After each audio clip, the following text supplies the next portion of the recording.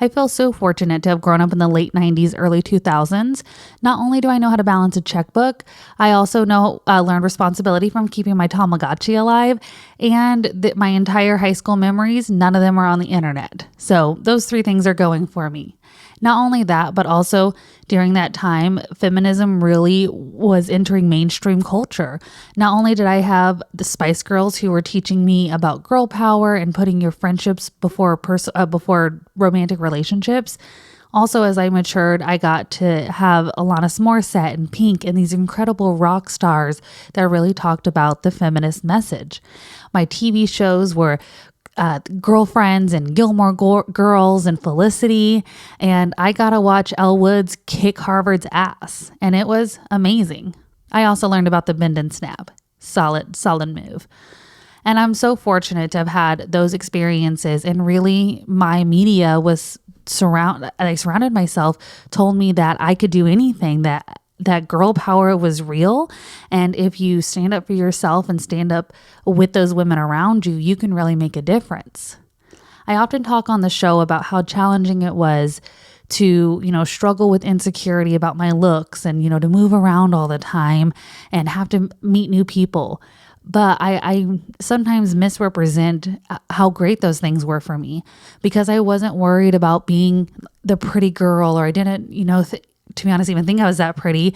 That allowed me the freedom to make the jokes and be funny and do the adventure and do the comedy and do just more of the silly stuff, because I didn't think that I couldn't be that person, I guess.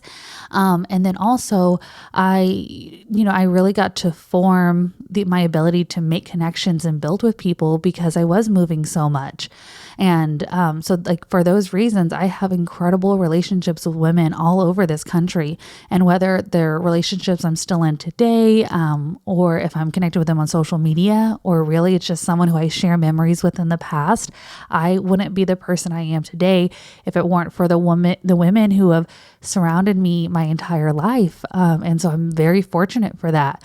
With today being International Women's Day, it was very important to me that I bring together some voices of the women around me and the ones that I really lean into and listen to, so that you, my listeners, would have the opportunity to get to feel that camaraderie that happens. So our three guests today are women that I have met in my adult life that have all, by living their true values and living in accordance with who they authentically are, they continue to inspire me every day.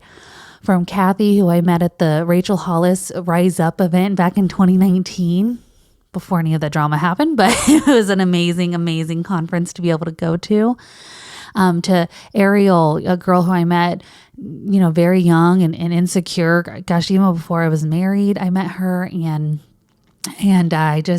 she is somebody who my soul did a dance when I met her, and it has not stopped since then. Lastly, there's Desi. Desi is somebody who came into my life right when I started the podcast, and she has really helped me look at this as a creative venue and not just as like a business report or whatever it was I was trying to do in the beginning. And she really has encouraged me to that Stef, me, I am a brand. And I'm so thankful to be able to work with her. And she's going to share some incredible support that she builds for women in the community. And so these three women today are going to share not only what it means to them to be a woman and to honor and celebrate International Women's Day, but we're going to talk about some important things. We're going to talk about setting boundaries and sticking to those boundaries. We're going to talk about how important it is to never suppress a generous thought and make sure that we are giving generosity into this world. And then we're going to talk about how whether there's a seat at a table or whether there's even a table for you, that you can make a difference by not only sticking to your own guns, but by empowering other women. So please join me as I bring together these incredible women as they share what it is and what it means to them to work more authentically through life. All right. Well, Steph and I met several years ago at a women's conference through a mutual friend, and we connected. Even though we don't really see each other, we follow each other on social media. I've been involved in dentistry for a long time. I'm actually a dental hygienist, but I haven't worked clinically in quite a long time. I've been on the administrative side. So I have probably been in dentistry for about 40 years. I currently work for a corporation in there as a professional educator for them. I really enjoy that role. I work with dental students and dental hygienist students. I travel some. I'm in my home office today, which is nice. Anytime I'm not traveling, I work from home. And I've had the great pleasure of working with so many wonderful women over the years in all different age groups, all different demographics. And there's nothing better than a community of women. Absolutely. I could not say it better. Wouldn't be the person that I am if it wasn't for the community of women that have stood around me. So speaking of, celebrating women, what is it what's important to you and why is it important to you to celebrate and honor International Women's Day? I think it's because now I'm of the age group that when I was in high school is when Title IX passed, equal funding for men and women's sports. So prior to that, you wouldn't even think, Nike's big ad, just do it. That would never even have crossed our minds at that time. There was a little bit of sports for women, but sports, I have a 26-year-old daughter who I think has benefited from that. She's big into sports. Sports was a nice equalizer between men and women in her age group. And I think that growing up during that age where women weren't celebrated as much, where there were no women in the C suites, where you really, when I look back at it now and see some of the experiences I had, I'm so glad that my daughter and you, Steph, don't have some of those same obstacles. I think that careers would be different. I think you had to really work to, I don't even think there was the term glass ceiling yet because you haven't even thought about breaking through a glass ceiling. So women, and like I said, I've worked with some wonderful men over the years too, but women have a way of being authentic, of being genuine, of backing each other up. It can go the other way too. I've had that other experience also, but I think we have a lot of empathy and for everyone. I think that we can really see a big picture sometimes better. You're not just looking at what's right in front of your face. And I think that the women that even went before me in the 60s fought, that's why it's a struggle right now with some things that are going on politically. It's like, oh, we fought this fight before to get where we are. It's kind of scary to think it would go the other way without getting into politics. But, people really, the reason I can vote, the reason I can have my own credit card, the Exactly. reason, all of those are because of women that were brave enough to go first. Going first is the tough thing. Well, and that just reminded me when I was in Girl Scouts young, we had to ask an older person to write a letter about their younger life. So I asked my grandmother, who was a very intelligent woman, and she wrote me this long letter about all about her life. But when she got to the part about being college age, and she had never spoken this out loud because I don't think she felt like it, but she said she was not allowed to go to college because her brothers were going, two brothers, but she was going to secretarial school. If she wanted to go someplace else, any place else, that's what she had to do. Where I'm telling you, she could have run a corporation. But it wasn't in the cards that way. And when Ed and I bought our first house, my husband, it was interesting. So we were in our 20s when we sat down at the realtor's office to sign the papers, and it was a female realtor. She handed me the pen first. And so I signed on the first line, and she goes, I'm doing a study. She said, at a certain age group, I was in my 20s, the woman, even though I give her the pen first, she signs on the second line. She And said, you signed on the first line. your age group has started signing on the first line. I go, yeah, because we Oh, see what's been. Can you even imagine would you ever think about signing on the second line if you got the pen first? hell no. I Hell just no. didn't. No, no, no, no way. It's like, I'm like, I'm paying for half of this house too, so I'm signing on the line. You gave me the pen first. I'm signing on the first line, which is, not the way I thought it was interesting that she was keeping track of that. She thought that was pretty, pretty interesting. I love that. I think that is a very telling psychology study, that Mhm. she was doing to really help see how each generation of woman can feel more and more empowered. Yeah, And I think that money is a huge part of it. it This is. the credit, the ability to have credit and checking and money and all of that happened was it 72? I think in 72 is when that I have to fact check About that. that, Yeah, about that that's when age. that, Yeah. that actually happened. And so if you Yeah. think about that, I mean, God, that's only 50 I years that know. a woman could make a financial decision on her own. And that Exactly. is like the thing that I always talk about when I talk to people about the evolution of women and why women fight so hard for equal pay and why women have to speak about this over and over and over again Mhm. because we've barely had a voice. We've barely for 50 years have been able to actually sign and have access to the money that we have. Mhm. And without, the permission of a father, a husband, all that kind of stuff. And Right. then layer in, the limiting side of things with the brothers, who get to go to Right. college. She gets to go to secretary school because it wasn't proper for her to get that education. She Right. wouldn't she wouldn't marry well, right? Right. If she was too smart, had too good of a career. Yeah. Um, and that was that the thing is that was a commonality. My aunts, I have three aunts and then my dad, so there's four of them. My Mhm. dad's in the middle and he got the football money. He got Of those course. things. And Yeah. now they're all in their 60s and Yeah. literally the sisters still rag him for getting Paying all all the all football the money. Yeah. all the I know. football Well, money and and all that stuff. even, I am so it is heartening to me to see your age group, Mel, Rini, all these people that we know that I'm like, I so celebrate your success because I feel like I was just a little bit behind that curve. Now, not exactly, because there's plenty of women my age that have the C suite type of thing. And it depends on what you want. You don't have to want that. You don't have to have that. And that's the beautiful thing about it is now you have a Yes. choice. If you don't want to have it, you don't have to have it. If you don't want to work at all, you don't have to do that. The one thing about my friends who don't work is it really rubs me the wrong way when they say, "Oh, let me see if I can go. I'll see if my husband can babysit." I'm like, he's not Ugh, no. babysitting. Those are his kids. It's like maybe you're Yes. coordinating your schedule, but he is not a babysitter. That's his responsibility too. So that always cracks me up. So I think I can be a little weird about some language because that's important to me. But having the choice is what we should celebrate about women and Women's Day is that you have the choice to decide what it is you want to do, what's important to you.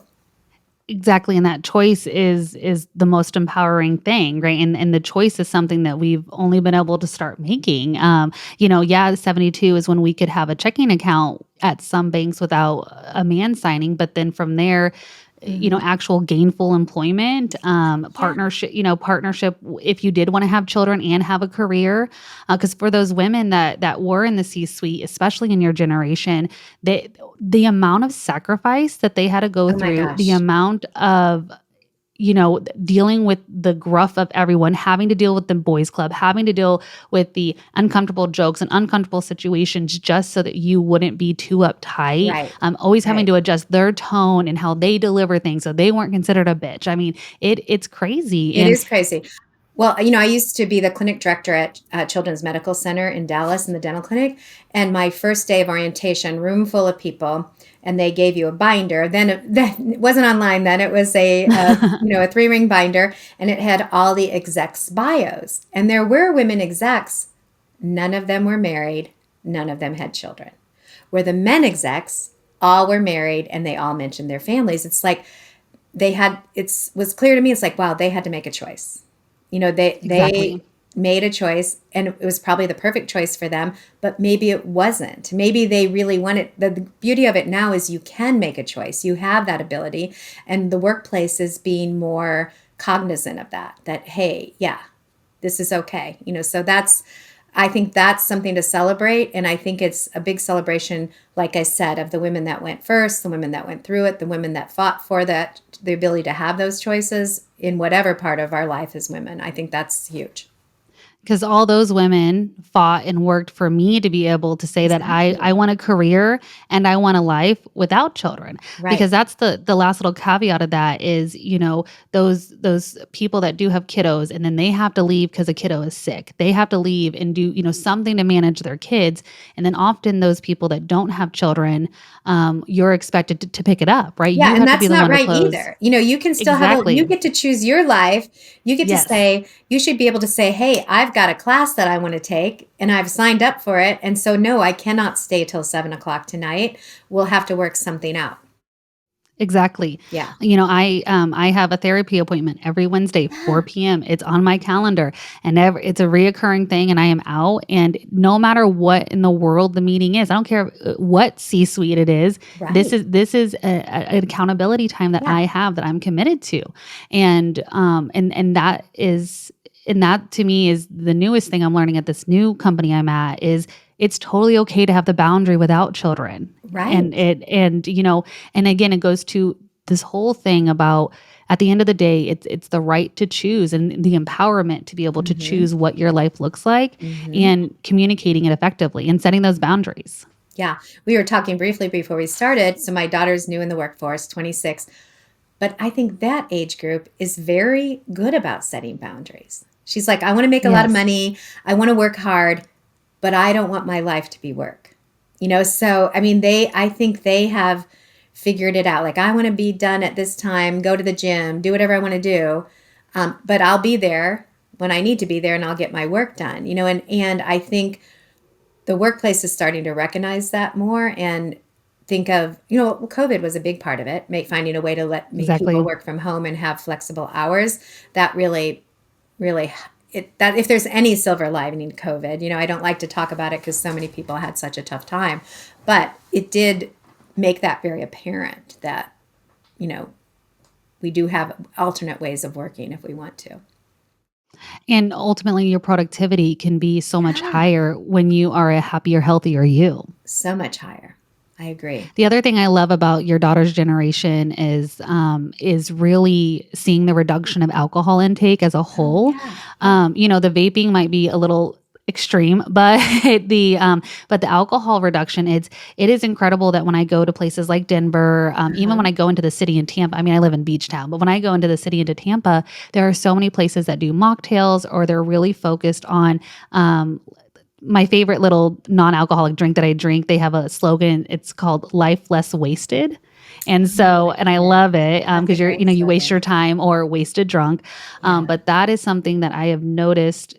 With your daughter's Mhm. generation, these Mhm. 20 to 30-year-olds now that they aren't as focused on alcohol as the millennials and more, and they aren't as dependent on it. I mean, for millennials, like that was our personality trait on the internet. It was just jokes about alcohol, Mhm. and so like I see again, I just see like happy hours and social events with 25, 26 year olds, and alcohol's not in sight. And I think that that is so important, not only for them growing in their career and setting those boundaries, but I just think again, it speaks volumes to each generation learning more and doing more. I agree. Um, you And know, right along with that is that they don't sacrifice their female relationships for a yes. man. Nope. Her girlfriends are just as important to her as her boyfriend is. And if she's made, used to be my age group, oh, I know we have plans for Saturday, but if he calls, I'm going to drop you and go do that. They do not do that. They're like, oh, nope, No. sorry, already got plans going out with the girls. I think they do really value their female relationships very well. And, I think there's science behind it. I can't quote it, but one of the reasons women live longer is because of their connection with other women. I mean, absolutely, because you're being fulfilled. A lot of Yeah. times in, heterosexual female male relationships, the woman often is the caretaker, is the Right. thinker, is the planner, whether the partner is doing the weaponized incompetence or not. At the end of the day, that's the natural role that you take. And of course, when you're giving and giving and giving of yourself, that's hard.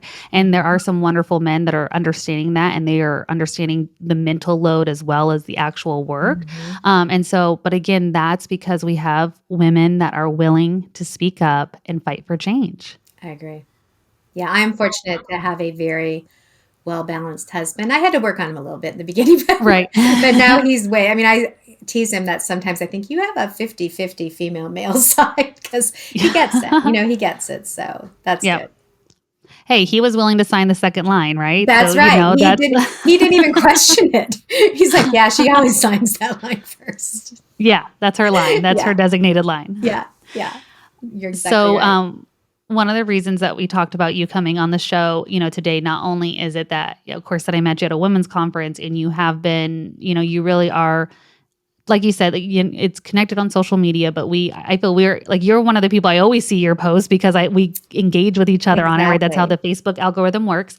And so, but you are one of those core women that I found at a time when I needed to believe in a tribe. And I was very overwhelmed at work at the time. And, there was I felt like I was having to be this mean boss, or, I didn't feel great there, obviously didn't feel great with the failing marriage. I had lost almost all my friendships due to the marriage not being great. And him, just how all that laid out.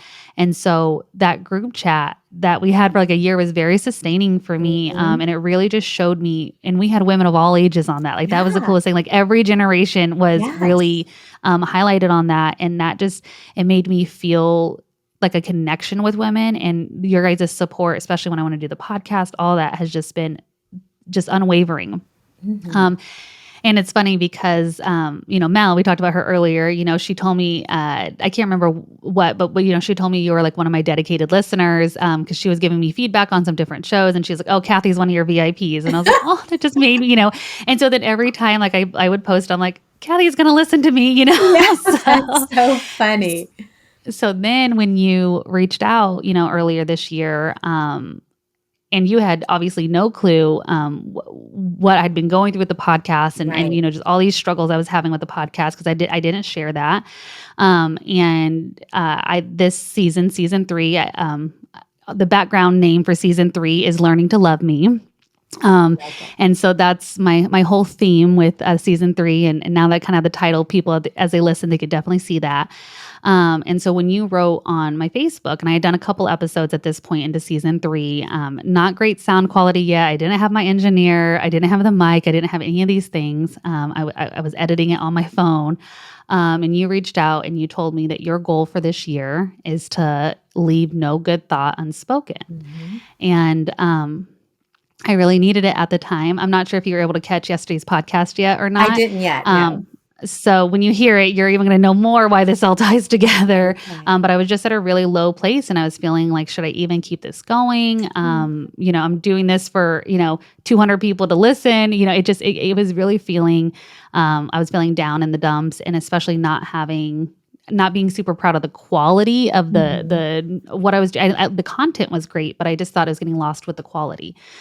So that being said, that's why I wanted to bring you on the show to talk is that quote. And as I've said it to so many people now, and it's on my computer, and it's, I want to let no good thought go Yes. unspoken. And Yes. wow. So let's talk about it. Okay, great. Well, I was actually at a dental conference and there were some marketing people there. And after there were some presentations, all women presentations, the woman that had presented, you could tell she was nervous. It wasn't her first time on stage, or it wasn't her first time, but it was close to her first time. And I was talking to the marketing person. We were making some logistical changes and what was going on. And she said, hold on just a second. And as that woman came off the stage, she said, hey, I just wanted to tell you. And then she gave her the most beautiful compliment. It was specific, it was genuine, and you could tell it made a big difference to that person. And I said to her, what a beautiful compliment. And she said, she's the one that told me, and the exact words were, never suppress a generous thought. Same Mm, thing, just paraphrase.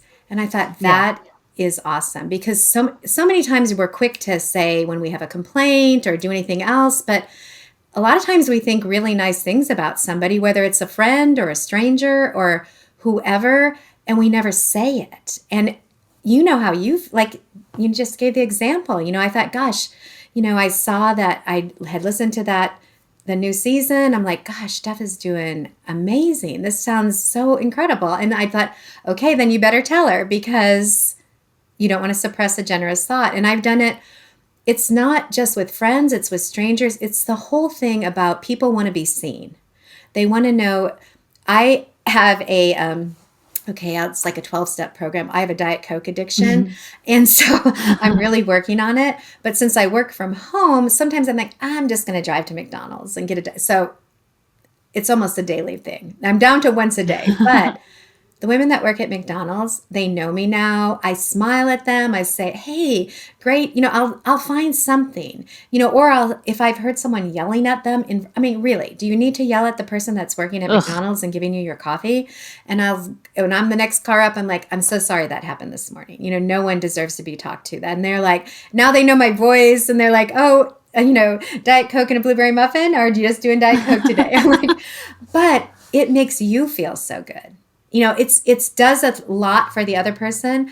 But I think I was at a point where I was getting to feel so negative about so many things. Everything was making me mad. Everything was getting my blood pressure up. And I will tell you, I heard Rini on your podcast when she talked about my little cross stitch thing I made for all of you Yes. with your words. And I texted her to that. I'm like, "I can't believe you still have that." She goes, "Oh yeah." And she sent me a picture of it. So after we've been to the women's conference and we all picked our word, I just did it on a little tiny cross stitch. Well, I had always, a common description of me is nice, and I hate that description. But I've learned to be okay with it after I worked with a business coach, and she said, "Why do you not like that? What's wrong with nice?" I said, "Well, I want to be seen." Nice doesn't sound strong to me. Nice sounds like someone Hmm. can walk all over you. She goes, "That's not the definition of nice. It means you treat people well. And so she said, ask your child what she would say to describe you." And at the time, Emma was probably 10. And she said, "Well, Mom, you're nice." I'm like, "Oh, there's that word again." And so when we were at the women's conference, I picked badass because I'm like, Yes. I want to be stronger than nice. But right after that, and I think this is kind of a universe thing, I met up with an online group, and we've met in person now, and it's called Kind Hearted Badasses. And Oh I'm yeah, like, I remember. that's the thing. It's like, you can be a badass and be nice. Badass doesn't Hmm. mean mean. Nice doesn't mean you're walked over. So I think that it just makes you feel so good to really give a true, genuine compliment and see people use their name, ask them their name. Ask someone. It doesn't have to be creepy. Just like if you're have a place you go all the time and you see the same people there, ask them what their name is. "Oh, I've seen you. I've really admired how you do your job," or whatever it is.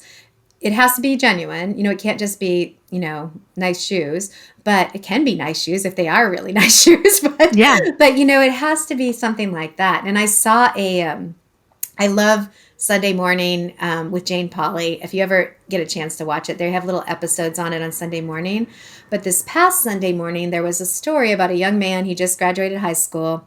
He's got a football scholarship to Nebraska. He's doing very well. But he had been abandoned along with his little sister when he was about four or five, and was very bitter. He was old enough to be bitter about that. He has lovely adoptive parents. And the adopted mother said, he called himself, he said, "I was a horrible jerk. I was a jerk to everybody. I just was mean. I didn't, it was all about me." And he said that his mom said, "I gave him 100 different things. Just do one thing of service for another person." And finally, she said, "I was at my wit's end. I said, just hold a door open for somebody." And he goes, "Okay, I can do that." So the next day at school, he held the door open. And then that Sunday at church, he held the door open for the whole congregation. And then when he was a senior in Mm. high school is when they passed the law that student athletes can make money on their Oh yeah. image and their likeness. So he went to the local burrito shop and said, I'll let you use my name on this burrito if you'll give half of my money salary to the foster system. And the guy said, "Who can't do that?" And Oh when my they asked him, he God. said, "What made you change?" He goes, "Because I felt so good. When I started doing things for other people, for the first time, I really felt good about myself."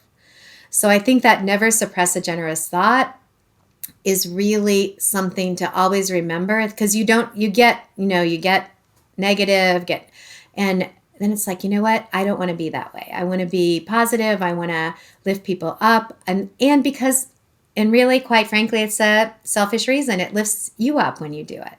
I know you've done it many times, and you feel great for doing it? Yeah, just my heart is like growing, like hearing that story. I love it. I know. And one thing I've learned in therapy and counseling is, because I've always been the person that is overshare generous thoughts. I'm not a complainer. I don't really bitch about things. I navigate through stuff. If I do need a vent session, it's usually after the stuff's happened. I just roll with things. I'm Yeah. pretty like, all around on that kind of stuff.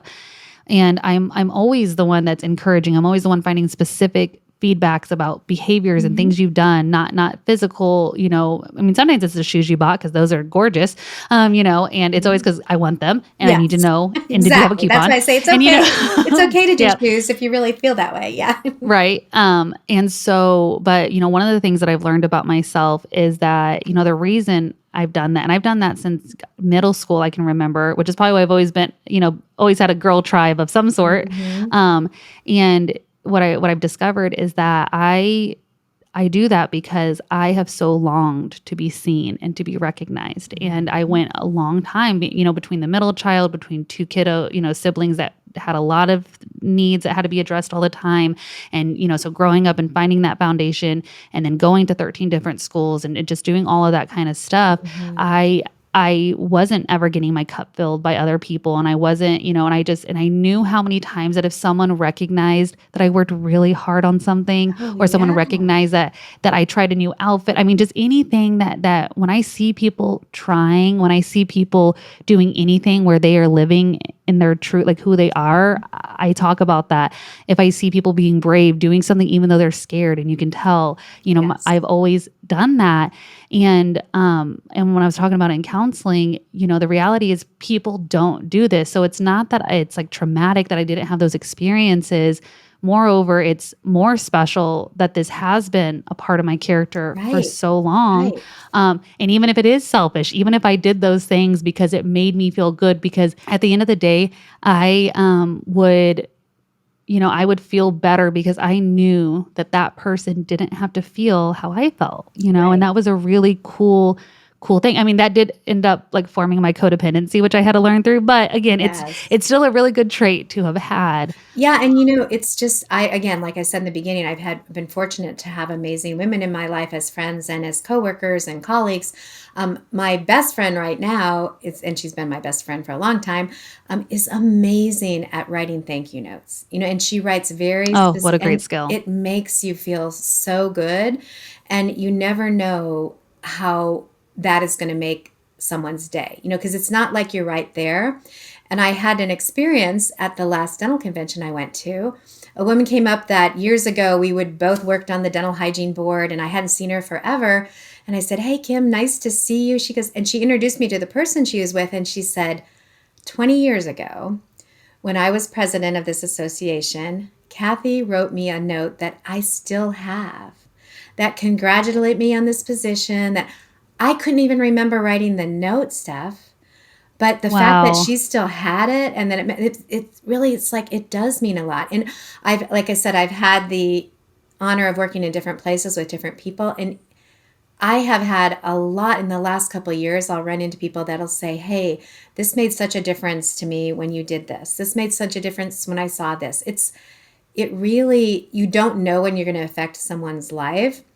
We just had a joint birthday party at night. This is a year, one of those birthday years. And so we had a big party.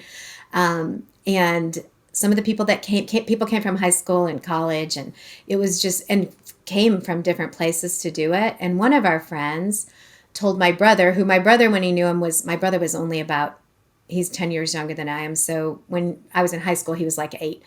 So he said, "Hey, he just told me a story about our parents." And he goes, "You need to ask him about it." And he told me, he came, I said, "Hey, Pete, my brother just said that I need to ask the story." And he said, "Yeah, I just was saying how sometimes people don't know when they make a difference in someone's life." He said, particularly when you're in adolescence, he said, "Your parents always welcomed us into your house. They didn't care what we were doing. They were still in their chair, watching TV, but we could all be there. They were so kind." He said, "At the time, my parents were going through a divorce," which I knew that, but I didn't really. He goes, "And so I got to be part of a family that was still together." And then he said, "My husband's parents that first year in college, when he came home from college for Christmas break, his mom had moved somewhere else, his dad somewhere else. He didn't really have a place to stay. And Ed didn't even know his parents did this. They found out and they let him stay. Ed didn't come home that Christmas, let him stay in Ed's room in the basement. And he had worked at Arby's all through high school. Someone found him a car so he could drive back and forth and make money. He goes, that changed the trajectory of my life. The fact that people Wow. were doing generous things, saying, giving a generous thought. Not always, it's not always a compliment. Sometimes it's what you do. And I thought, gosh, you don't know. You never know when something you say, something you do that it's going to make me tear up, but might not be any skin off your back to do it. But you don't know what a difference it makes in someone else's life, which is, it's really important. Now, gosh, I'm going to need a Kleenex now, but it does really make a difference, so you can't ever discount that.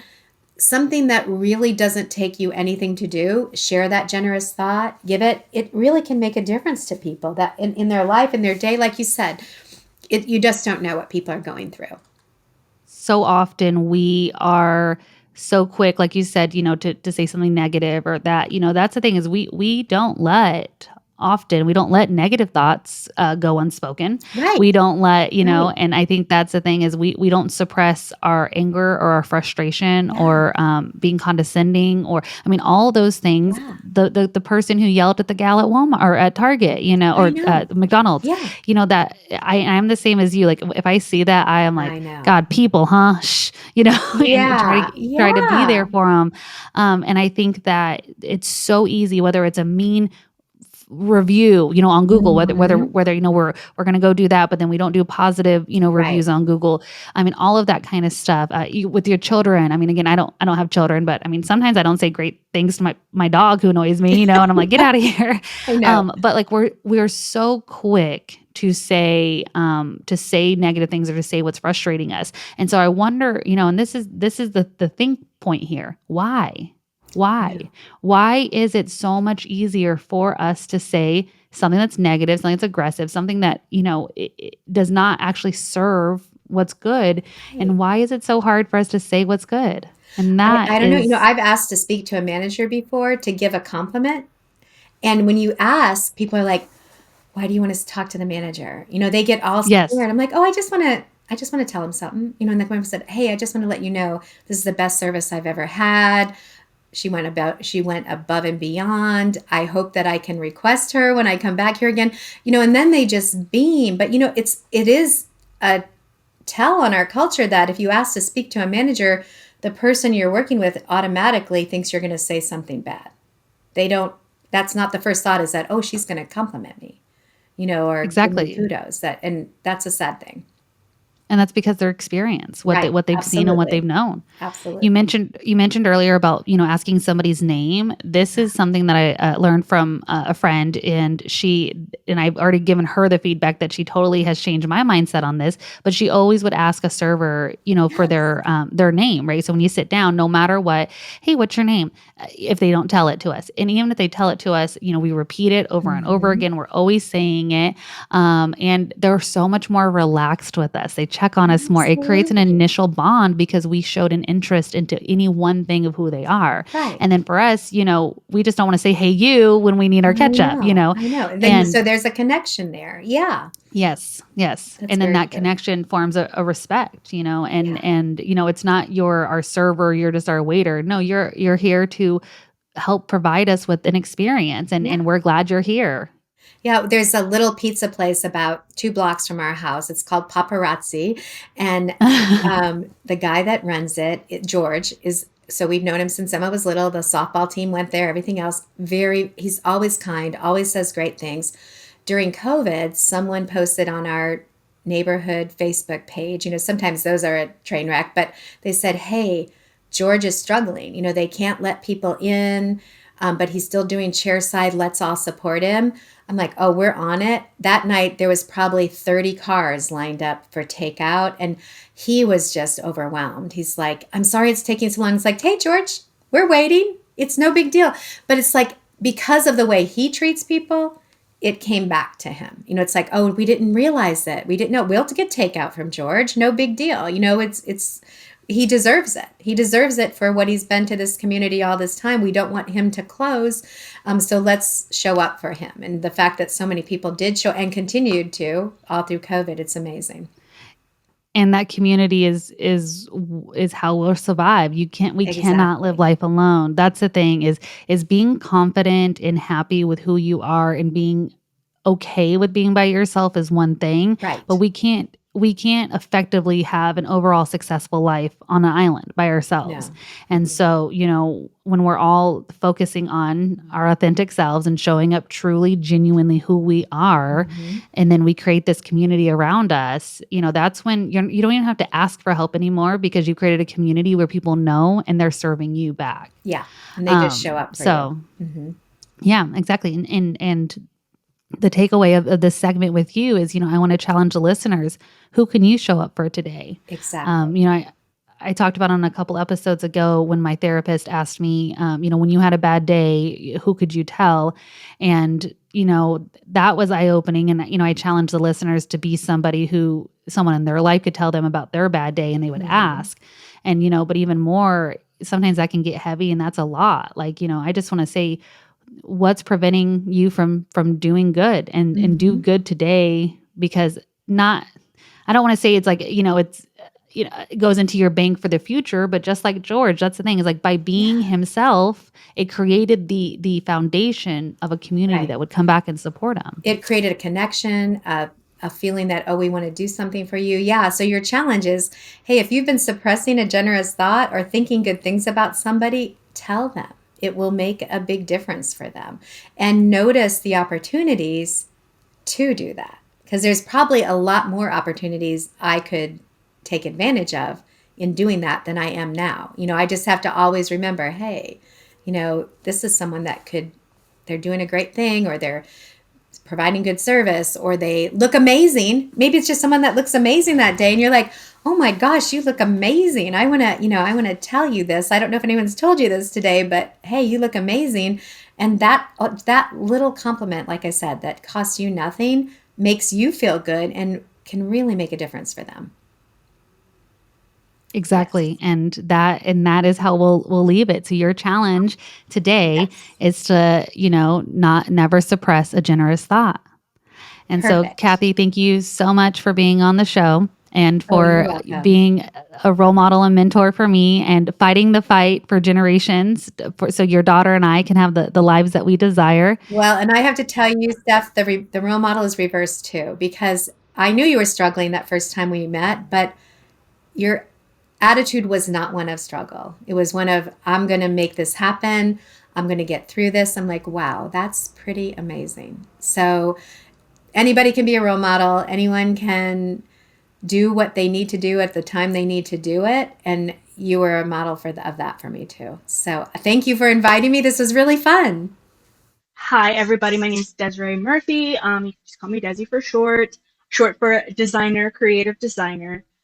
So I am just an overall creative that has built my business off of um, my school learning in marketing, graphic arts, all of the things. So anything under graphic arts umbrella, logos, branding, um, flyer, promotional materials, all of that, all the way to marketing and promoting it online, physical locations, everything under the sun.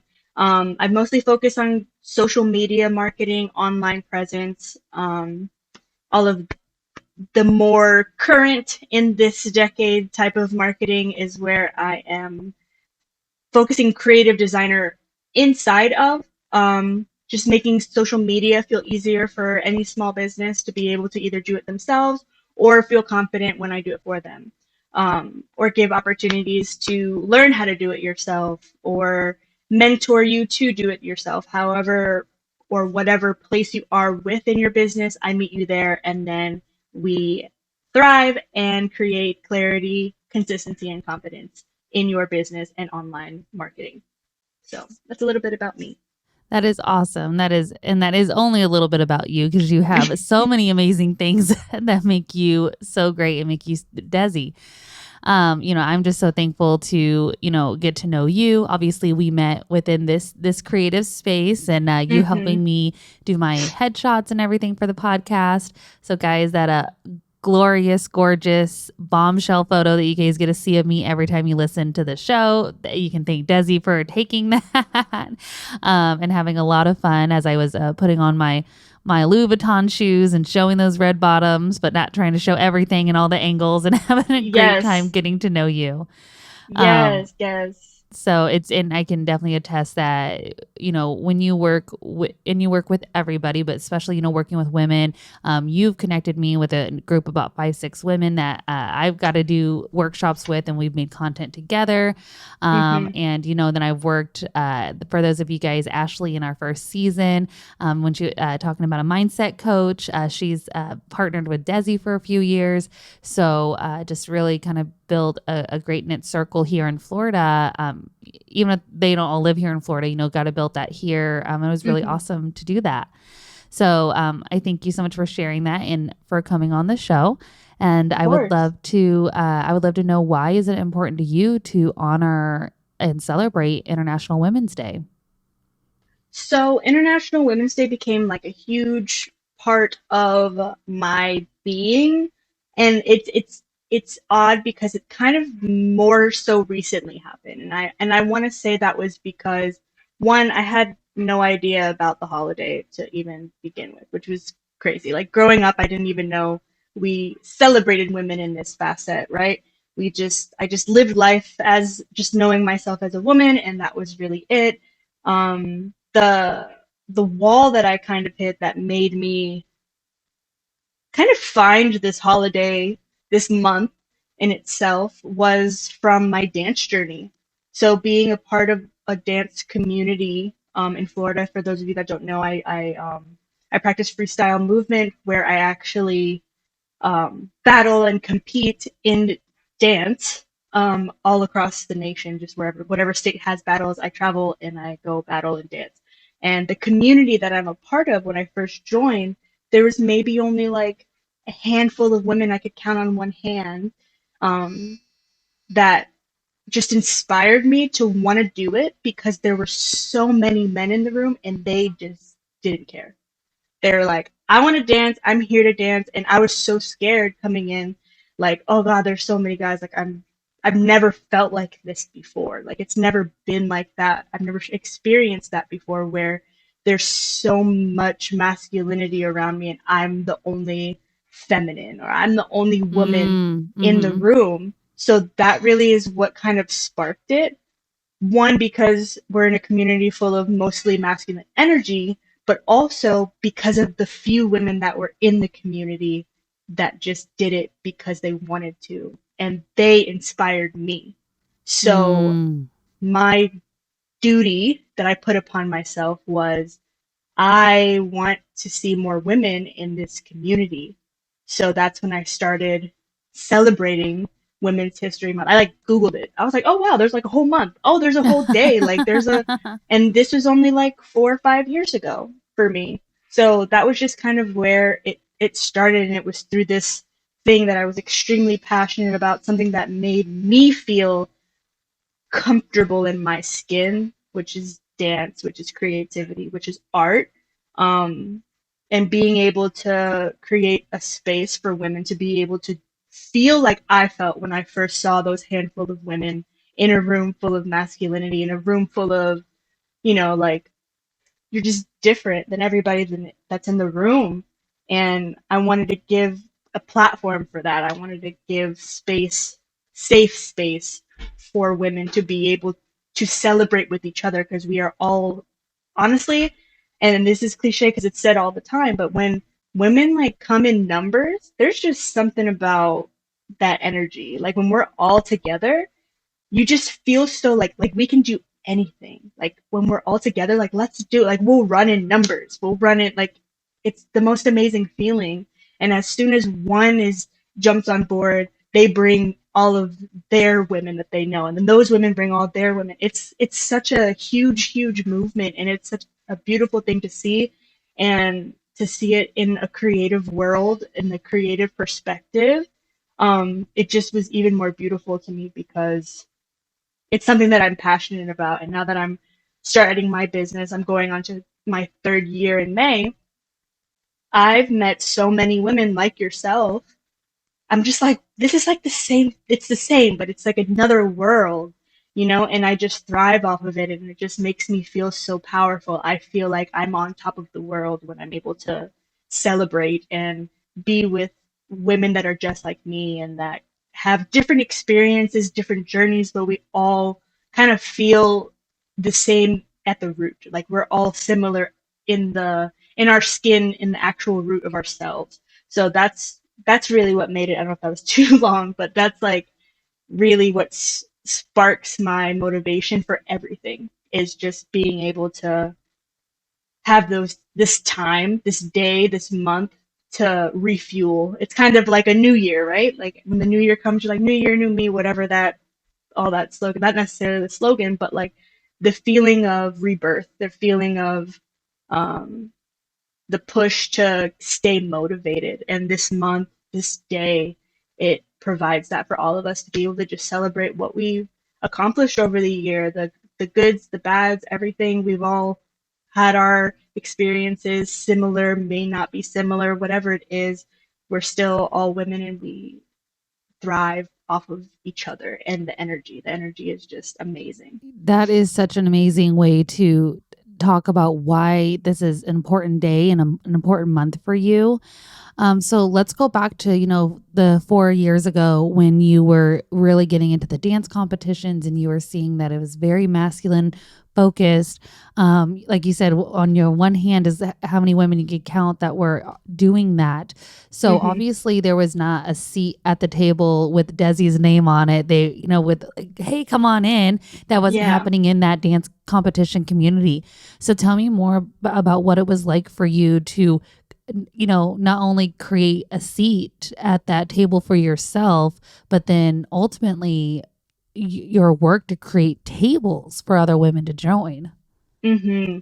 So actually, now that you said that, I just triggered a thought for me of I didn't experience the full masculine energy because when I first started dance, it was in a mostly women environment. Like I did ballet, modern, jazz. Like that's you'll mostly see women in that world. So when I'm like, I graduated high school and I went through this whole thing where I didn't feel like I was good enough, like to dance. I didn't go to college where I wanted to, but I didn't feel like I was good enough, so I didn't go to college for it. I didn't feel like I was good enough to even pursue taking classes. Oh, they're not going to have adult classes for like dance. Like I'm not going to be able to do that. I talked myself out of it so bad and for so long, 3 years. And it wasn't until like emotionally and mentally, I just felt disconnected from myself. And I just finally was like, okay, I want to dance. I just want to dance. And I met, I was working at Nordstrom. This was like in 2015. 2015? Yeah, 2015 when he started working there. His name is Dante.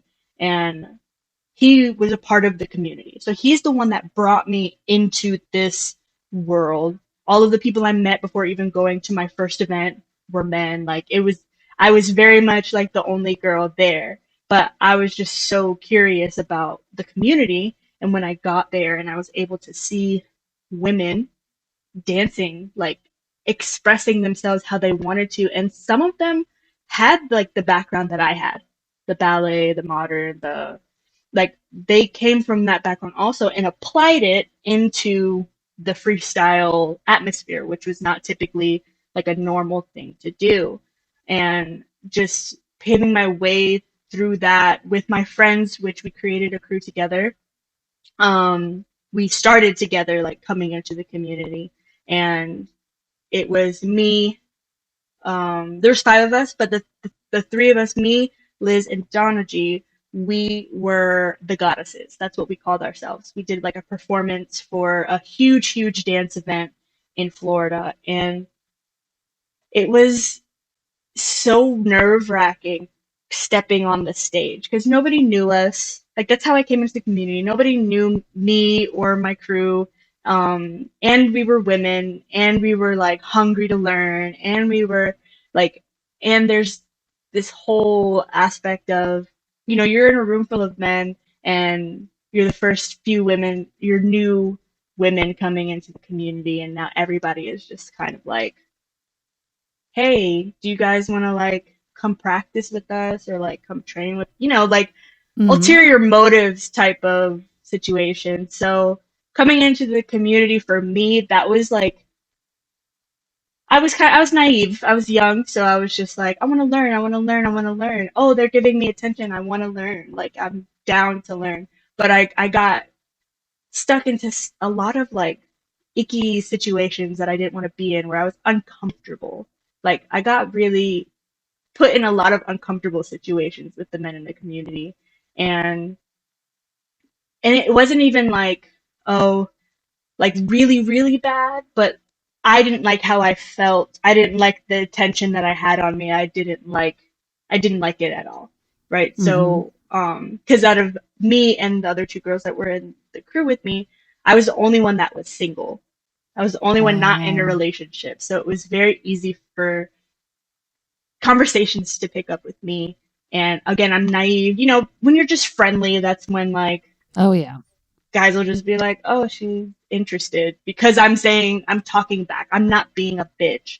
So, okay, this is my window of opportunity. And I mean, I don't have anything against them because they didn't really step out of boundaries in any way. It was just, I'm uncomfortable. Like I'm just here to dance. I don't like drama. I don't want to be in between anything. So I'm just here to dance. Any way you So, slice it, being consistently hit on is it's not yeah, comfortable because it's that the ulterior motives there's sex in mind. I mean, any way you want to yeah, freaking slice it, this is yeah. a challenge of sometimes being a woman and being a woman who's nice is Mhm. it does often get mistaken. Yeah. And and I know it happens both ways, and I know that there's manipulation and all this kind of stuff that happens, but even in this conversation right now, Desi, like you were uncomfortable. Stop fucking Mhm. minimalizing it and like doing I any of that stuff. know. You were It uncomfortable, and that's okay. And you can talk about it, and it's valid. And and being uncomfortable is enough to say enough and to stop. And so this is valid how you're feeling, and don't make it smaller than it is. And Mhm. this is something that's true that you have to overcome when you go into a boys world, and whether it's corporate America, whether it's dance, whether it's the music industry, I mean, whatever it is, when you're going into this Anything. boys world and you are a limited and you're a small group of gals, they're going to try and come, come get you, and that's Yeah. just, and it's what happens. And so absolutely. So kind of, you're navigating that, you're feeling uncomfortable, you're still new in the group or new in like the Mm, whole community. What yeah. did you do to set those boundaries, and what did you do to kind of rise up from that? So a really big thing for me was the people that I met. So like the longer I was in the community, the more I met good people. Mm-hmm. And a crew that I met and became closer with is actually a crew that my fiance is in. So we got like super close um So not early Romeo and on. Juliet. It wasn't like West Side No. Story. No, we always met up and trained together, like, and I was never uncomfortable. And Mm-hmm. the stuff that happened to me was very early, like very like within first year. And thank God I wasn't by myself, like doing it, because I had my crew. Like, there's probably a lot more women that would come into the community, not have anybody with them, and then they never come back. Like that happened kind of often. Like you would see a girl come, and then you would just like I just never see them again, or they came with a guy from the community and then you just never see them again, and I didn't hear about it or hear about them again. So I had people that I trusted that had my back, my crew and my fiance's crew. I trust them like with everything because we trained together. I was always so comfortable with them. We all traveled together. We all danced together. We all went to events together. So it was like a family, right? So finally, I was like, I want to do something to where it's accessible for women that come into the community or women that are currently in the community to know off rip that they're not by themselves. Because that's what the scary thing was. Like, yeah, I had my crew, but we felt alone until we Yeah. found my fiance's crew, which was a crew of mostly guys, and they had two girls in their crew, which I loved them both also. But the entire crew, I felt like they protected us in a way. So the more time we were able to spend with them, and we would go to events, and we had them to actually lean into and be with. It's not like we relied on them to, like, save the day, protect us, and blah blah blah. But it made the transition easier from us going from, newbie to, okay, we've been here, and we were able to train in peace and not have to worry about any random drama or anything like that. So yeah, I just made the decision to create, and it wasn't an organization at first. It was just I wanted it to be a conversation starter. So I had this event called She's Got It. It was originally just like a panel where I had women from the community, three women that inspired me when I first came in. I was like, you guys are the reason I wanted to do this, because you were the women that I saw dancing at all of these places, and you just inspired me to keep going. So I had them come in, and I just had everybody come and ask questions. We had topics. It was just like about the community and kind of putting a light on some of the BS that we all went through coming into the community that they didn't get a chance to talk to in front of people, right? So we were able to have the conversations, and it was free, so I had everybody come. It wasn't just like just for women. I wanted men to be there too, so they could hear about what they had to say, and what any other event we had, what any other woman had to say about their experiences, and it be a safe space for them to talk about it. Um, and then we were able to have a party after, and we all just danced and celebrated and enjoyed. So we were able to actually talk, get and work through things and bring things to light, and talk about amazing stories that were never talked about, and then be able to just dance and celebrate. And now it's evolved into, um, we're trying to do like two events every year, but right now we just have our, like, we were going to do the panel, and then right now we have our all women's dance battle. So for our anniversary in August, we're trying to plan for that right now, where women come, they battle, win money, workshops, maybe some pre-party stuff, just a lot of celebrating, a lot of art, a lot of just women coming to have fun. And it's been really amazing. And I'm going to say this, since we've done this, since I've put this together, I've honestly seen the number of women come into the community like quadruple. It's really insane. Like, there's so many women in the community now. And I feel like that's because we've had the opportunities to invite them in, for them to see all of the women, because I knew that that's what was going to be inspiring to them, was like, oh wow, look at these girls dance. Like, I want to do that too. And then that's their opening to be able to ask questions, join in, find where they can dance. And it's with people that, you know, don't have ulterior motives, right? They could talk to women. The men that are there, they're there to support, not to be creepy. You know what I Yeah. mean? Like, it's an actual safe space for everybody to come in and enjoy. So it's been That's amazing.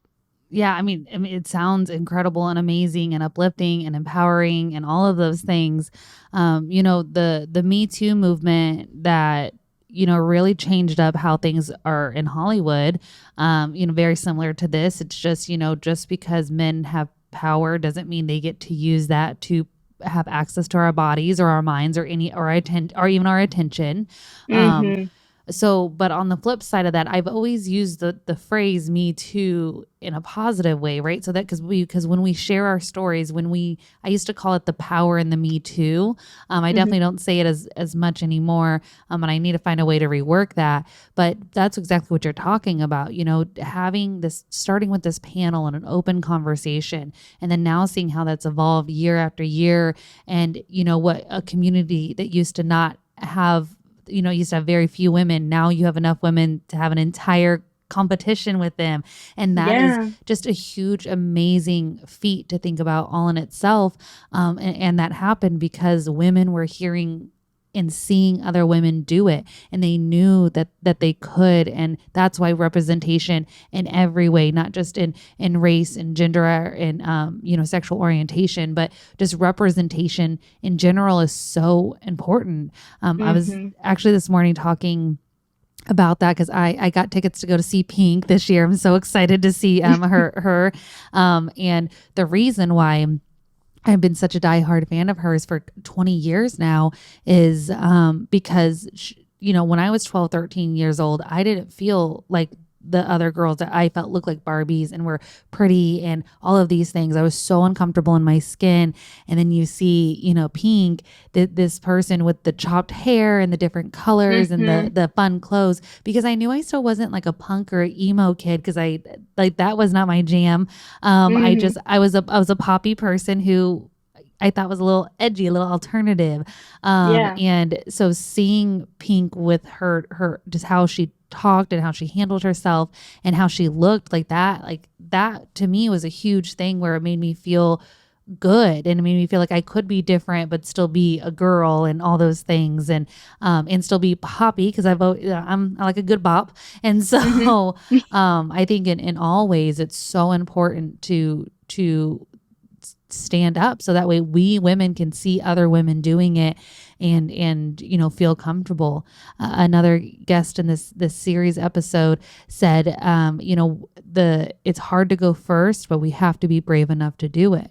And Mm-hmm. Desi, you really were that in this community, not only staying brave and staying true to yourself in situations in which you were uncomfortable, but to like I'm it just again and I know that I know about the dance competition, but just in the layout of how we talked about it, it just really is revolutionary to think about, you knew 5 women in the community and now there's enough women to have your own battle that's specific to you guys. And I think that Mm-hmm. that is just incredible. So what would you say was like kind of your biggest like guiding light or the just like that little voice that kept pushing you going like against all adversity? What really kept motivating you to advocate for this?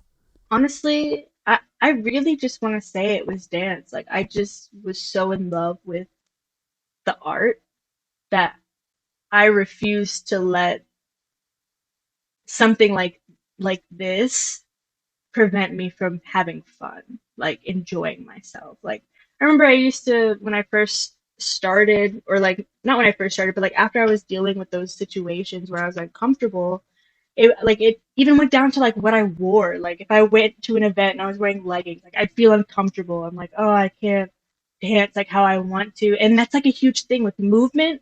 If you're uncomfortable, it's gonna show like in Yeah. how you're Hmm. moving. And I hated feeling like that while I was dancing.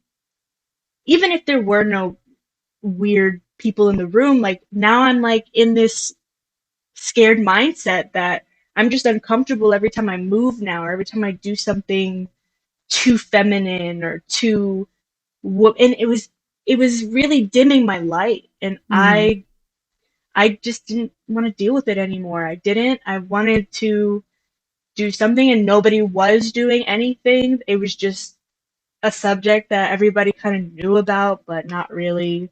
Like nobody really said anything, nobody really did anything. So I was like, to me it was something like small, like that I could just start putting together. It was a free event. I just wanted people to come out. We were just talking and having conversations, and then we were just having a party at the end. Like to me that was like the minimum, like what like a small thing that I could provide to women, and I didn't expect it to turn out like how it did. Um, because I knew like we were saying, it was only 5 women that I knew when I was coming into the community, and I was so scared to go talk to them because I thought they were so cool. I'm just like, oh god, I can't. I don't even want to like talk to you. You guys are so cool. And I wanted to. This is like my time to also give them their flowers for like inspiring me, because even when I told them that, they all were just like, what do you mean? Like we were just dancing, like we were just enjoying ourselves, and you know, you do something small, and to other people, it moves mountains for them, and it's crazy. So I was like, if this is just something small that I can do to kind of open up into something larger, Like we went from only 5 people that I knew in the community. My first battle that we did, this was the third year. So we had two events before that. One was the first free one. The second one was another similar one where it was a panel and party, and we had showcases this time. This was also a free event. And then we threw an actual battle that same year. So I threw an actual battle, and that had 20 women sign up. And I was Oh, wow. like in perspective, when you think about it, I'm just like, wow, I watched my first battle that I watched. There was only two women that battled, probably maybe three. I don't even fully remember, but it wasn't a lot. And now we have a whole event that had 20, and then COVID literally happened that same week after that event. So it just stunted everything. Hmm. So after that, we went through COVID, then we went through 2021, and then finally 2022, we did another one. And that was just this past August. We had over 50 signups for that battle. And that's not even including like the women that just came to support and just was there to enjoy. And like that's crazy. Like that sounds like small numbers when you think about it on like a larger scale, but like to our community, there was over 50 people. We had two girls fly out from San Diego. We had somebody fly out from Canada. Wow. Like I mean, that's across the whole freaking country. That is and amazing, Desi. and that is the idea of women will support women.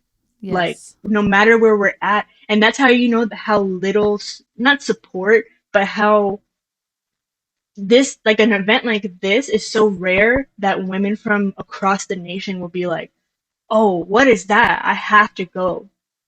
It's not just like a regular event every other day. Like this is something that doesn't happen that often. And women will come out. They will. And it's like it's such a crazy feeling. Like when I throw an event that's not She's Got It, like it's just for everybody to come, it doesn't move me as much as when I do She's Got It. Like She's Got It is such a that's like my baby. Like anytime It's your anybody comes out, mission. yeah, if anybody that comes out to support that, like every event I've ever done, I'm always at some point in the night crying on the mic, like at some point. Crying on the mic or just like on the side at some point. It's like this is so big, but like it still feels like bare minimum. Like this should be happening more. So as we close out, Desi, what like one piece of advice would you give, someone who's kind of afraid to make that first step? They have a passion, they know that there's something that will bring their heart joy. What kind of advice do you have for that person who's listening? And I'm thinking of this in the mindset of what I told myself, like when I started She's Got It, when I started my business, when I started everything, was just if I don't do this, then what?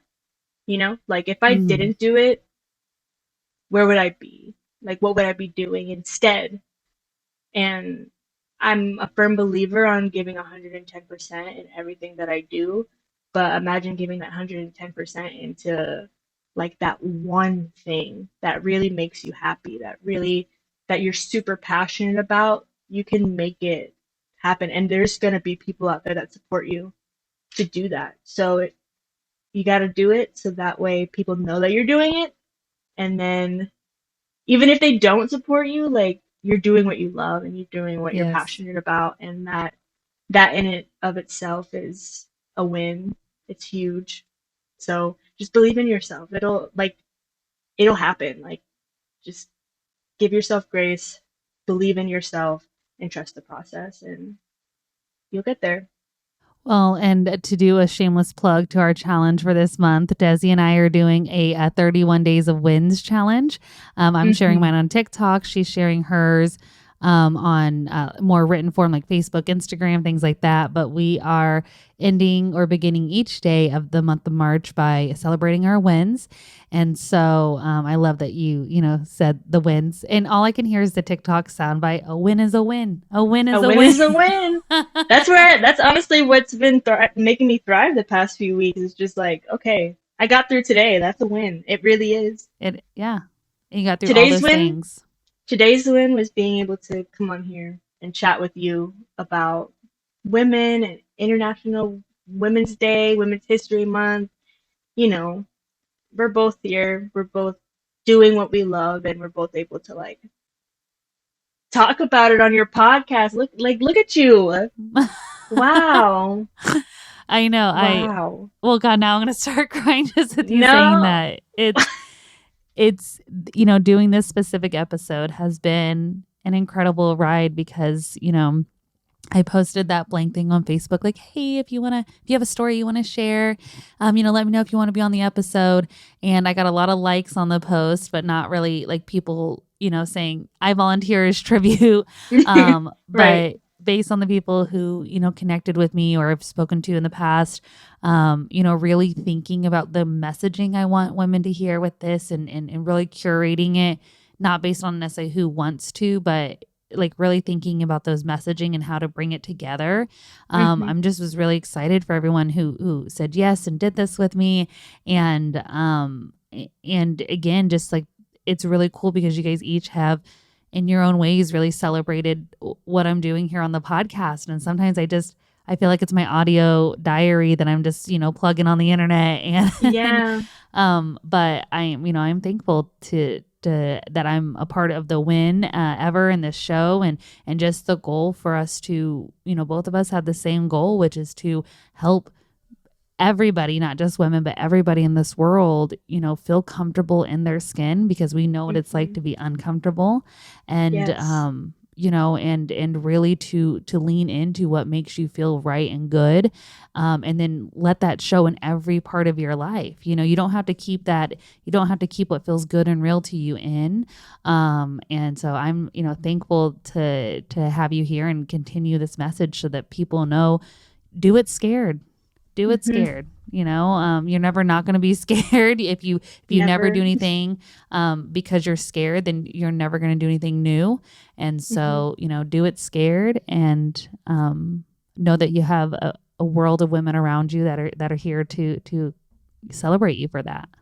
Hmm. Celebrate you and understand Yes. your journey and process because we're all work in progress, Absolutely. all of And us. partner with you in any way, in any step that you are. It's not always a celebration. That's the thing is, you know, coming together isn't always a celebration. Sometimes, there's motivating, sometimes there's connection, sometimes there's therapy, sometimes there's just a good swift kick in the ass. There's all of those things Hmm. when we come together. And so just I encourage you to surround yourself with women like you've heard on the show today and find those people that will empower you and support you. So, Desi, thank you for being one of the voices of a generation working more Absolutely. authentically through life. Thank you for having me. Hi, thanks, Steph. Super proud of you and super excited to be on this podcast and be a little piece of your journey here. Tell the listeners about myself. So, surface, I guess I would say I am a mother, I'm a wife, I'm a Jesus follower.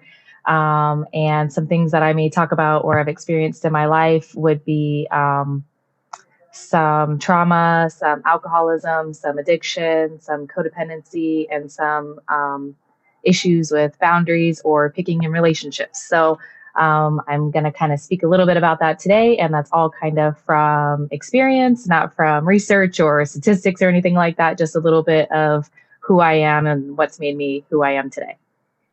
I'm so excited to be able to share a little bit of you with the world. Like I shared with you this week when we were talking about you coming on the episode, I remember meeting you more than I remember meeting any other individual. And that isn't to say that I don't have wonderful friendships. But, there are people that I've met in my life and relationships formed over a long time. You are that just that being that when I met, we were a weekend and we went river rafting and I met you randomly from my ex's best friend's current girlfriend at the time, now wife, but current girlfriend at the time. And it was just crazy. And like, I remember every moment of our conversations and just the way there wasn't 1 second I ever felt I had to have a mask on.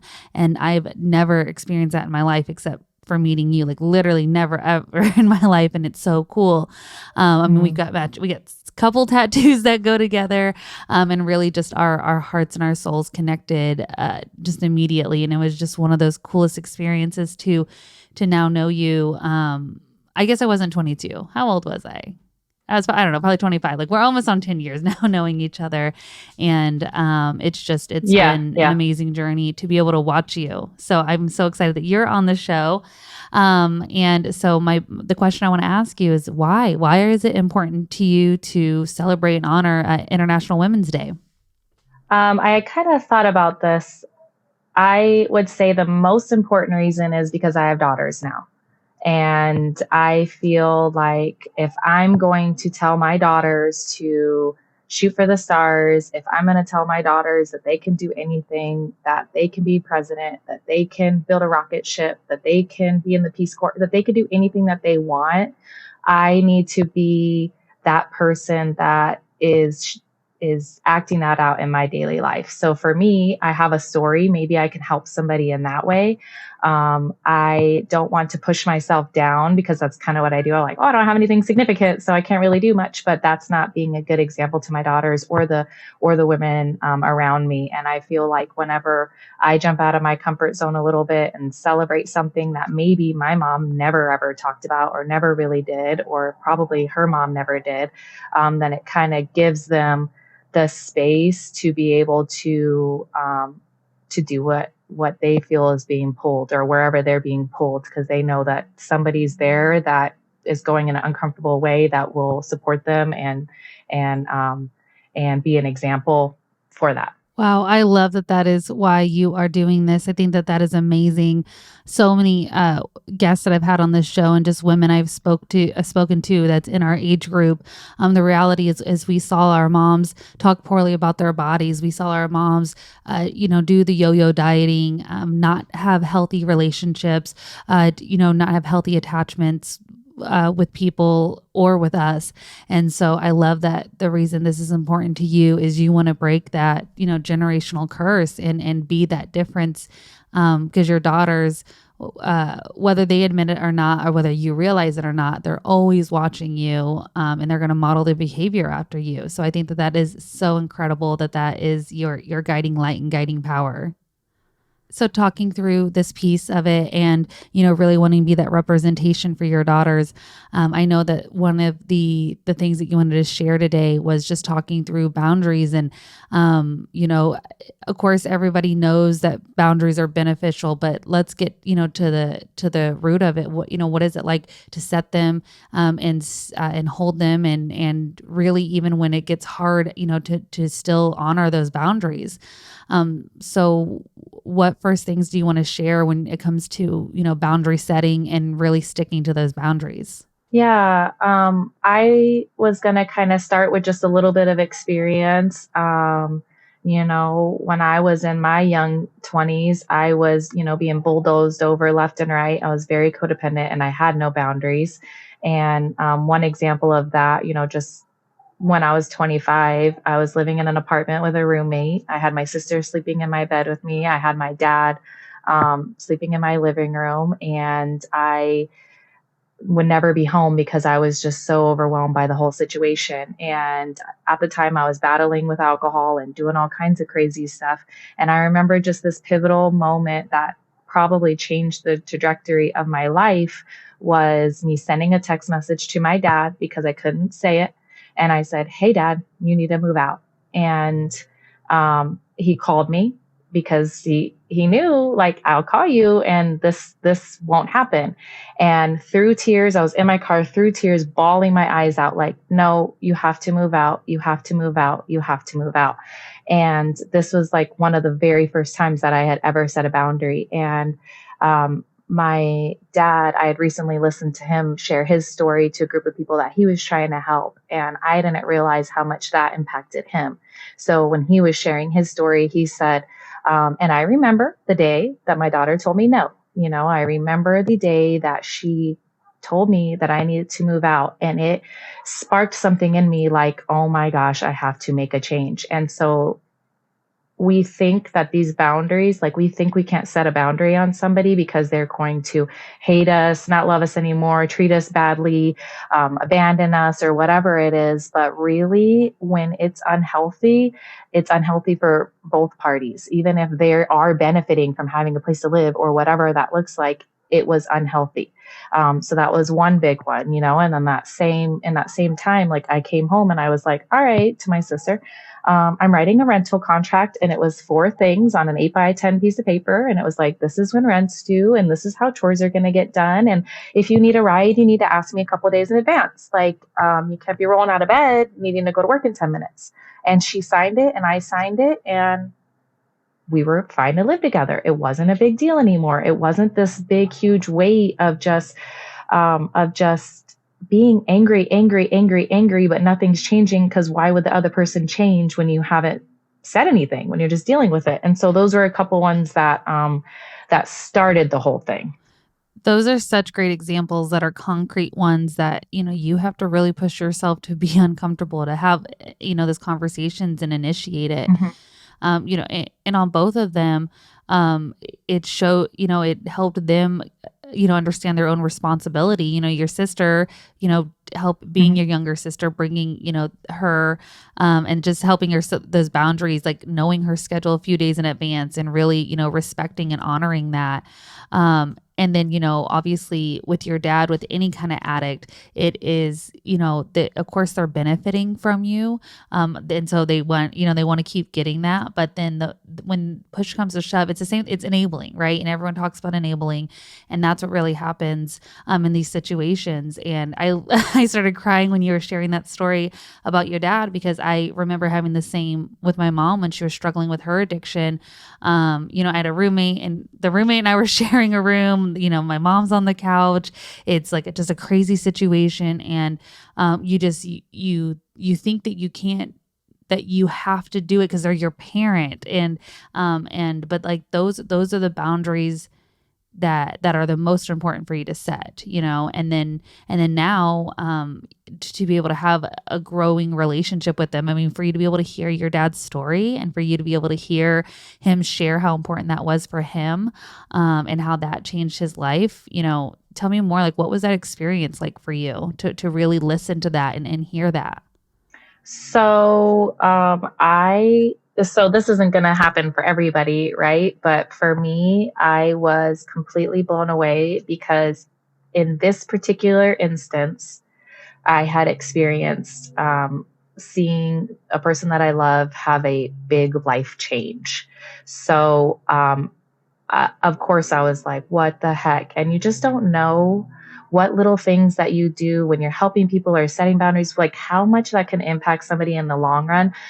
Literally, I was blown away listening to his story, because in the past I had listened to a story, and it was always all the negative, all the bad, all the things that have been done to me. And he has a story that could go on for a lifetime, and it is horrible. It's sad.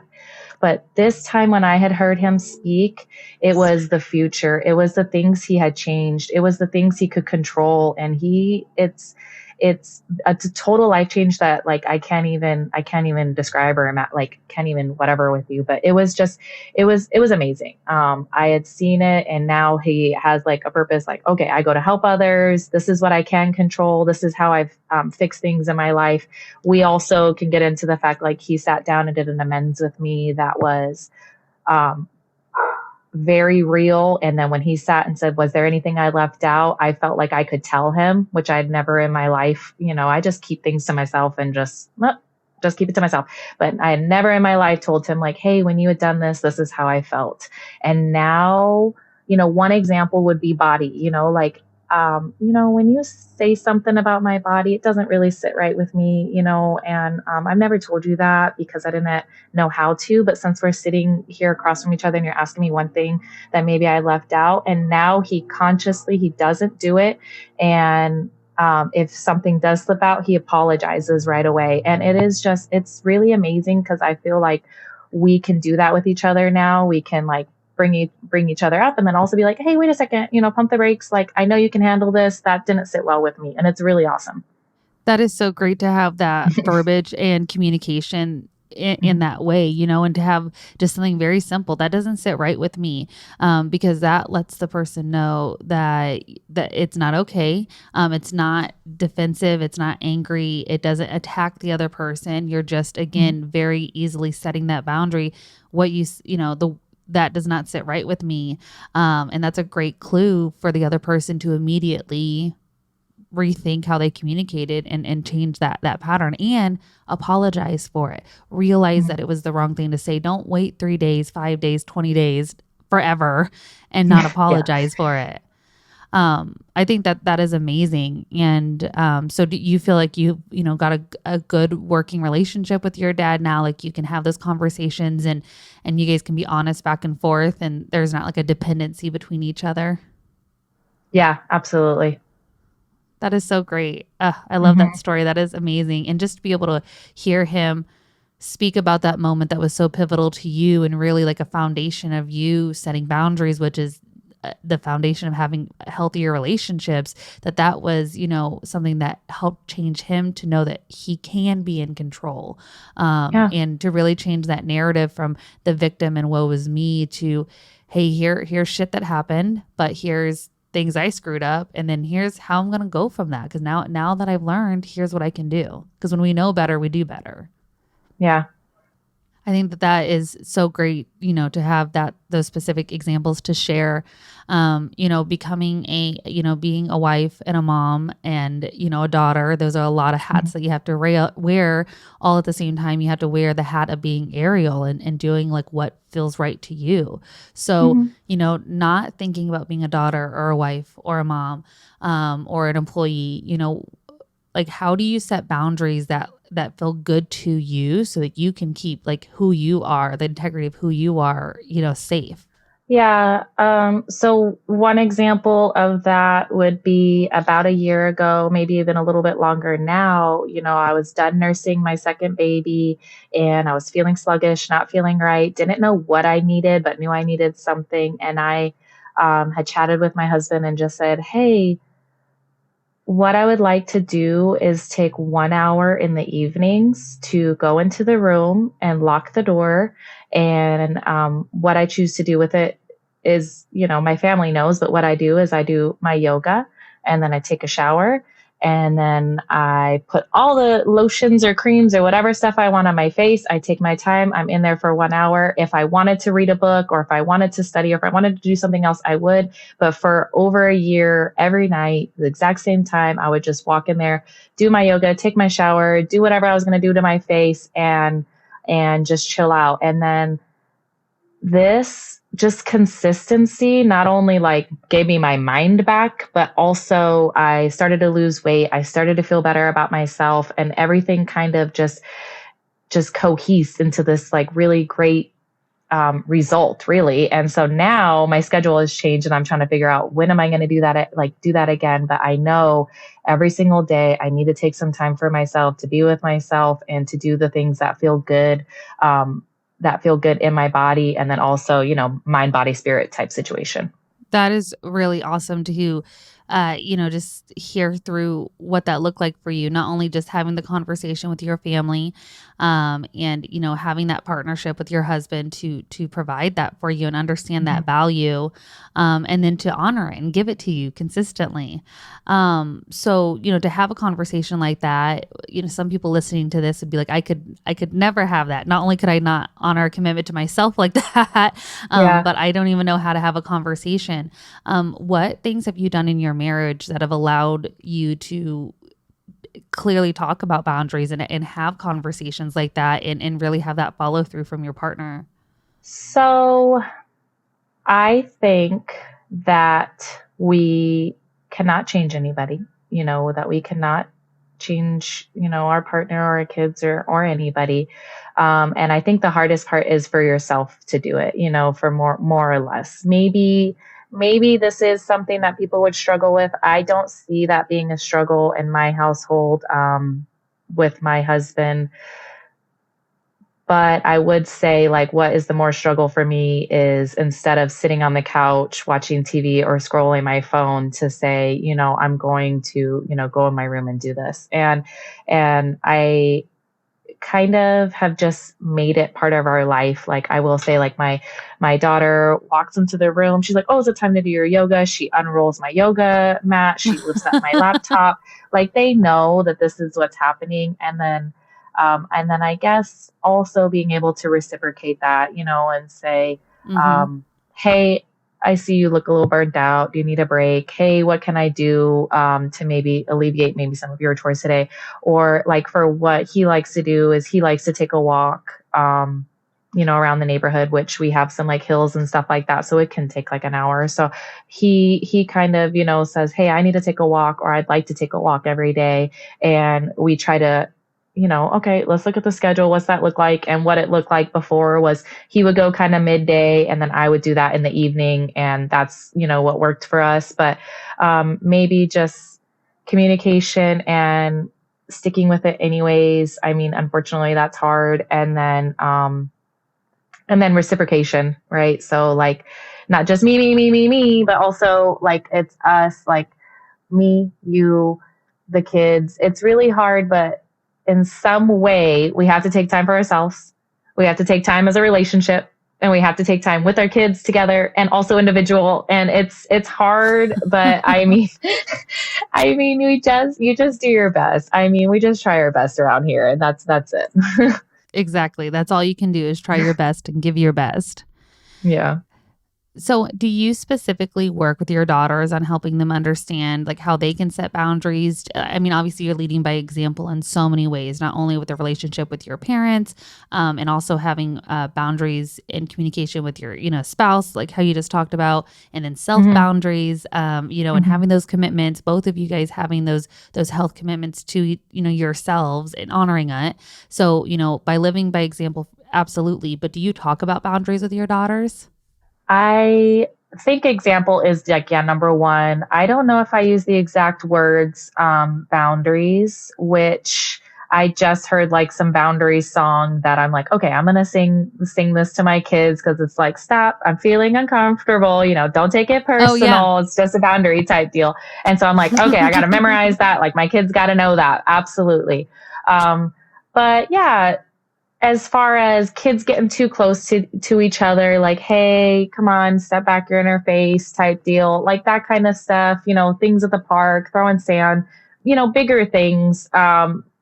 We don't hurt people, right? We don't touch people like that. We don't talk to people like that. But then also, I have started to kind of, with my husband and then with my kids, I've been trying to implement the stop, so if we hear stop in our house, then our hands should go up. I hear stop, they're play fighting and I know they're having fun, but it's to just program them in their brains. Like, hey, I heard stop, our hands got to go up. We don't keep touching people when we say stop, tickling or anything like that. It's like hands got to go up. So that's a big one that I try to do. And then I think you had said earlier, and I kind of thought about it, even like the coming back and the quick apology.